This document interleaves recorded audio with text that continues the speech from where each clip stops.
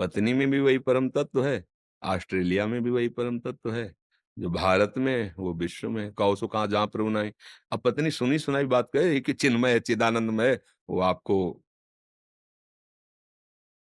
पर आप जैसे दिल्ली में टहले, वहां भी भगवान है, कोई कण तो नहीं।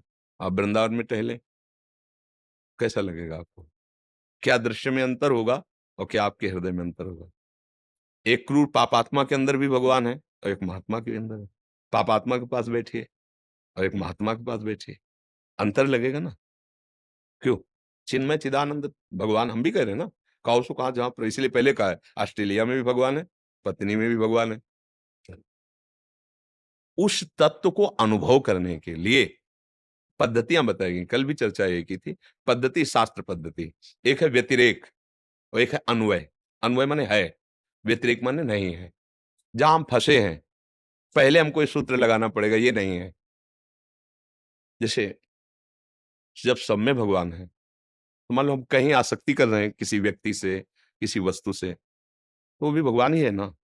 पर ये समझने के लिए पहले हमें उसे छोड़ना होगा, उसका राग छोड़ना होगा।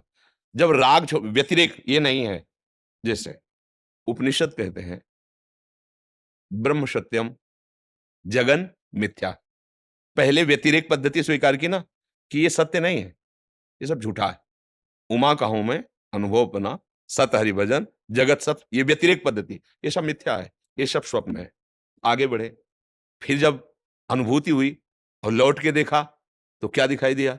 सर्वम खलमिदम ब्रह्म। वही उपनिषद जिसने बताया ब्रह्म सत्यम जगत मिथ्या, वही क्या बोला? बोला सर्वम खलमिदम ब्रह्म, सब ब्रह्म ही है। अब अनुभूति हुई, है और नहीं है। ये दो सूत्र बनाए गए हैं। जहां हम आसक्त हैं, भोगों में आसक्त हैं, शरीर में आसक्त हैं, वहां जो है उसका अनुभव करने के लिए ये जो आसक्ति जिसके रूप में हुई, ये नहीं है। जैसे ये रूप है, ये 100 वर्ष पहले कभी नहीं था सृष्टि में इस रूप में।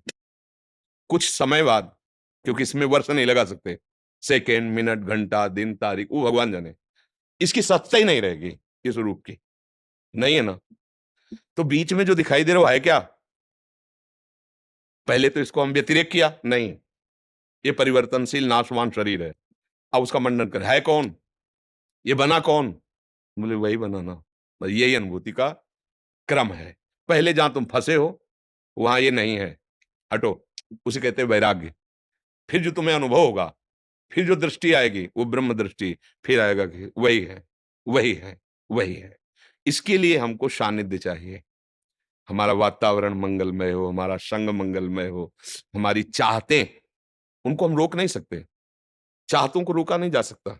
जैसे एक प्रबल धारा बह रही है, अब उसको अगर रोकना है तो सामने से नहीं रोक सकते। क्या करो, साइड से पहले नहर निकालिए, उसकी प्रबल धारा को रोकिए, तो हम अपनी चाहतों को बदलते हैं, मोड़ देते हैं। वृंदावन जाऊं, प्रभु के दर्शन करूं, संत समागम करूं, साधु सेवा करूं, उनको सुख पहुंच, ये चाहत है। उसको भागवतिक मोड़ दिया। जो एक प्रबल धारा चाहत में हमें घसीटे ले जा रही थी, उसको हमने छोटी छोटी बातों में बांटा, और वो सब सत्य है। भगवान का नाम इतने समय तक जपूं, इतना पाठ कर लूं, इतनी बार अमुक जगह दर्शन करने जाऊं, ऐसा करूं, ये चाहते क्या हुई? जो प्रबल भोग वासना की चाहती, वो बांटना शुरू किया। अब वो जो प्रबल धारा थी वो कमजोर हुई, क्योंकि उससे नहरें निकल गई ना।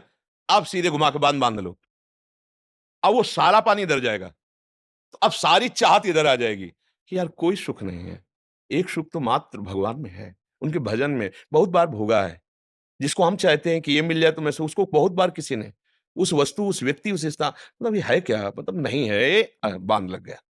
अब वो जितेंद्रिय होकर भगवान के मार्ग में चला। हम सीधे नहीं रोक सकते, चाहते हैं ऐसे करके। फिर हमें भगवत तत्व का बोध, ज्ञान, प्रेम, आनंद, सब, फिर लौट के आ जाओ। देखो, एक बार नहीं, नहीं, नहीं, और जब है में आ गए, तो फिर उन्हीं के बीच में कोई फर्क नहीं पड़ता। भागे थे समाज छोड़कर, घर छोड़कर, आए लौट के कहां? घर ही में आ गए, समाज ही में आ गए। जाओगे कहां? घर में कितने लोग होते? 2, 4, 5, 10 लोग। भागे थे, भागे, चलो, एकांत सेवन, उसके परिणाम हजारों लोगों के बीच में आए ना। क्यों?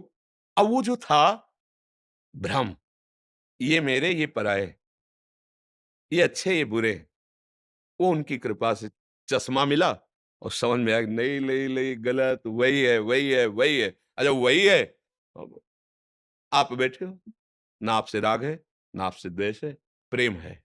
ना आपके रूप से, ना आपके प्रभाव से। आप में जो विराजमान बिजली है, ऊर्जा है, बस मेरे प्रभु इन रूपों को धारण करके आए, आपको प्रिय लगेगा। हम भले आपसे ना बोले कि हम आपको बहुत प्यार करते हैं, लेकिन आप यहाँ से निकलोगे, तो आपका हृदय एक बार याद करेगा। आप हमसे प्यार करेंगे, क्योंकि हम आपको प्यार कर रहे हैं। पर आपके रूप को नहीं, आपके वैभव को नहीं, आपके बाहरी नहीं, आपसे प्यार करते हैं, क्योंकि आप हमारे प्रिय रिश्तेदार हो, प्रिय निजजन हो। कैसे? हमारे प्रभु के रिश्ते से आप सब हमारे प्रभु के हो। बस, अब ये बात समझ में आई ना? और भागे काहे के लिए थे? किसी से कोई मतलब नहीं रखना। ये सब बंधन कारक है। और जब समझ आई, तो उसी बंधन में बड़े भयानक रूप में आ गए। सब मेरे प्यारे, अब कोई बंधन नहीं। ऐसा नहीं कि आप सब जाओगे और हम जब ध्यान में बैठे हैं या भजन में बैठे हैं, तो आपकी मूर्ति आएगी, नहीं, ये नहीं होगा। आपकी स्म ऐसे याद नहीं आएगी ऐसे रूपों की।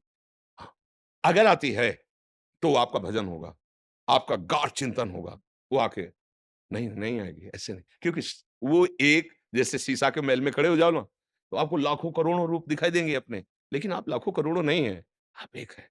ऐसे ही ये सब रूप है, वो एक परम तत्व इनमें भास रहा है, इन्हीं में विराजमान है। देखो, ये सब ज्ञान विज्ञान की बातें हैं, अनुभव होगा, आचरण पवित्र रखो, खान-पान अच्छा रखो, दूसरों को सुख देने की भावना बनाओ और नाम जप करो। आनंद में हो जाओगे, निहाल हो जाओगे हर परिस्थिति में। जिसे नहीं कहते मस्ती, अभी मस्ती क्या देखा? व्यसन, रुपया, पैसा, भोग ये मस्ती नष्ट करते हैं। मस्ती पर से नहीं होती, मस्ती स्व से होती है। जब आप स्वाद को जानोगे, तब जो मस्ती आएगी, वो मस्ती मृत्यु भी नहीं मिटा सकती। मृत्यु भी नहीं मिटे, वो मस्ती ही क्या जो ज़रा-सी बात में बोले यार अभी तो बहुत मस्त थे, क्या बात हो गई? बोले टेंशन हो गई अमुक बात। क्या मस्ती यार? मस्ती तो मृत्यु भी जो मस्ती को ना मिटा पाए उसे मस्ती कहते हैं, पर इतनी सस्ती नहीं है। ये मस्ती इतनी सस्ती नहीं है। इस मस्ती में प्राणों की बाजी लगाई जाती है। और जीत गए तो निहाल हो गए, हार गए तो फिर रास्ता दिया जाएगा आपको। इसमें हारने वाले पर भी इनाम है। अगर हार गया तो भी उसको पुरस्कार दिया जाता है, क्योंकि इतने बड़े खेल के तुम खिलाड़ी हो, अब आगे बढ़ो। और अगर जीत गए तो फिर क्या, जयति जयति जग उच्चरय, जयति जयति जग, पूरा संसार उसकी जय बोलने लगता है। जय हो, तुमने जहां हम फिसल गए, गिर गए, फंस गए, वहां तुम लांग गए, जय हो तुम्हारी, जय हो। तो ये भगवत मार्ग है, हमारे समीप आपको आने का और हमारे को आपसे बोलने का, ये जो प्रभु ने अवसर दिया है, ये व्यर्थ नहीं जाना चाहिए। बहुत कीमती समय है। उस समय को जैसे हम आपस में व्यतीत कर रहे हैं, इसकी सार्थकता होनी चाहिए। नशे को जहाँ तक हो सके तत्काल छोड़ने का विचार करो। गंदे आचरणों में जो हमसे गलतियाँ हुई, उनका पश्चाताप करके आगे से गलती ना हो, और खूब राधा, राधा, कृष्ण, कृष्ण या जो गुरुदेव ने नाम दिया है, खूब नाम जप करो और ये जीवन आनंद में जा, हम कोई पशु थोड़ी है यार कि कर्म बंधन वाले भोग भोगते रहें। अरे हम मनुष्य हैं, उन कर्म बंधनों को भी मिटाएँगे और दूसरों को भी सुखी करने की सामर्थ्य हम में है। हम अपने को सुखी नहीं कर पाए। देखो ना, एक ने अपने को सँभाला तो लाखों को सँभाल दिया। महात्माओं को देखो, संत महात्माओं को, जो वास्तविक अपने प्राणों की बलि देकर हमको स्वतंत्र कर दिया। हमारे देश के देशभक्तों ने अपने प्राणों की आहुति देकर हमको स्वतंत्र किया। आज हम स्वतंत्रता का सुख भोग रहे हैं ना, ऐसे ही एक परतंत्रता और है, माया की। अगर इसको मिटा दो तो फिर परम स्वतंत्र हो जाओगे, फिर आनंद मगन हो जाओगे। और इसी स्वतंत्रता के लिए भगवान ये संग देते हैं। बड़े भाग पाइप सत्संगा, बिना प्रयास होए भो। खूब नाम जप करो। मेरी प्रार्थना है, इन नशों में कोई तुम्हें सुख नहीं दे सकता, कोई नशा, केवल तुम्हारे समय, धन, स्वास्थ्य और बुद्धि, इनका नाश ही होता है। व्यसन से कभी किसी, व्यभिचार से, गंदी आदतों से कभी तुम्हें शांति नहीं मिल सकती। मन सिखाता है अगर हम ये भोग लें तो थोड़ा हम विश्राम, नहीं, नहीं, वो और तृष्णा बन जाएगी।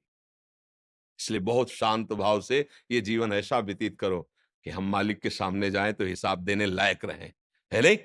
मनुष्य जन्म मिला, कोई पशु पक्षी थोड़ी है कि जो प्रारब्ध हुआ वही भोग लिया, वही, ऐसा नहीं। हम ऐसा भजन करेंगे कि अपने प्रारब्ध को मिटाएंगे, दूसरों के प्रारब्ध को मिटाएंगे और अपने प्रभु को रिझा लेंगे। इसीलिए मनुष्य जन्म मिला है। राधा